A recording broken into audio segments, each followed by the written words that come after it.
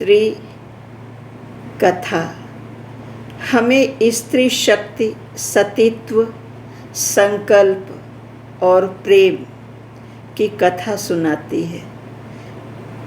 जिस देवी सावित्री की पूजा हम करते हैं, आइए जानते हैं कि वो कौन थीं, उनके पतिव्रता धर्म के बारे में।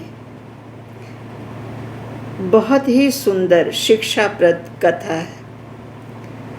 पौराणिक कथाओं के अनुसार मद्र देश के राजा अश्वपति और रानी मालवती देवी की कोई संतान नहीं थी। उन्होंने सावित्री देवी की बड़ी कठोर तपस्या की और जिसके फलस्वरूप उन्हें बहुत ही रूपवती, विदुषी, तेजस्विनी कन्या की प्राप्ति हुई।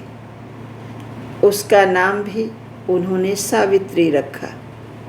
राजा ने कहा कि तुम अपना वर स्वयं चुन सकती हो, जैसा हमारे देश की प्राचीन परंपरा रही है। एक बार यात्रा के दौरान सावित्री को वनवासी सत्यवान से प्रेम हो गया। सत्यवान बड़े ही धर्मनिष्ठ सत्पुरुष थे, लेकिन वे श्रापग्रस्त थे कि 1 वर्ष के भीतर ही उनकी मृत्यु हो जाएगी।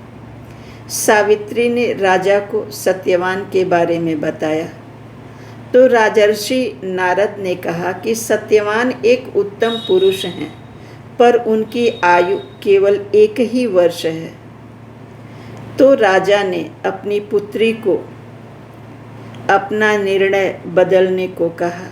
नारद ऋषि ने भी बहुत समझाया, लेकिन सावित्री ने कहा कि मैंने एक बार जिसे वर चुन लिया तो अपना ये निर्णय मैं नहीं बदल सकती। फलस्वरूप उनका विवाह सत्यवान से हो गया। विवाह के उपरांत सावित्री अपने पति के साथ वन में रहने लगी। उनके साथ उनके दृष्टिहीन सास ससुर भी रहते थे। जब सावित्री को ये पता लग गया था कि उनके पति की बहुत ही कम उम्र है, वे कम दिन ही उनका साथ दे पाएंगे, तो वे उनकी दीर्घायु होने की कामना में व्रत करने लगी। एक बार वे जंगल में अपने पति के साथ लकड़ियां लेने के लिए गईं। जिस दिन सत्यवान के प्राण निकलने थे, उस दिन भी जंगल में लकड़ी लेने उनके साथ ही वे थीं। सत्यवान पेड़ पर चढ़कर लकड़ी काटने लगे। तभी उनके सिर में तेज दर्द होने लगा। वे नीचे आए और बरगद के पेड़ के नीचे लेट गए। सावित्री ने उनका सिर अपने गोद में ले लिया। उन्होंने देखा कि यमराज सत्यवान के प्राण लेने आए हैं। वे अपने दूतों के साथ सत्यवान के प्राण हरण कर यमलोक जाने लगे। सावित्री भी उनके पीछे पीछे चलने लगी। यमराज ने समझाया कि तुम्हारा साथ सत्यवान के साथ केवल धरती तक ही था, तुम वापस चली जाओ। सत्यवती ने कहा, वह प्रतिव्रता हैं, जहाँ पति जाएंगे वह भी वहीं जाएंगी। यमराज उनके पतिव्रता धर्म से बहुत ही अधिक प्रभावित हुए, प्रसन्न हुए। उन्होंने कहा कि एक वर मांगो तुम, मैं तुम्हारी इच्छा पूरी करूँगा। उससे उन्होंने अपने सास ससुर की दृष्टि मांग ली। यमराज ने वह वरदान दे दिया। आगे बढ़ गए। कुछ दूर चलने के उपरांत उन्होंने देखा कि सावित्री फिर उनके पीछे चली आ रही हैं। उन्होंने बहुत समझाया, पर उन्होंने कहा, जहाँ मेरे पति वहीं मैं। तो यमराज ने विवश होकर उनसे एक और वर मांगने को कहा, जिससे उन्होंने अपने ससुर का खोया हुआ राज्य मांगा और आगे बढ़ गए। सावित्री पीछे चलती रही। यमराज ने कहा, अब अंतिम वरदान है, उसे मांगो और पृथ्वी पर लौट जाओ।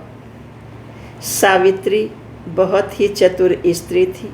उन्होंने कहा, यदि आप मुझसे इतने प्रसन्न हैं तो मुझे पुत्रवती होने का वरदान दें। यमराज उनकी बातों में आ गए और उन्होंने कहा, तथास्तु। और ये तो सत्यवान के बिना जीवित रहे हो ही नहीं सकता था।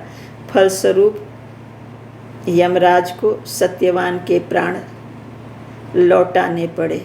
सावित्री जंगल में उस बरगद के पेड़ के नीचे आईं जहाँ पर सत्यवान थे। वे जीवित हो चुके थे।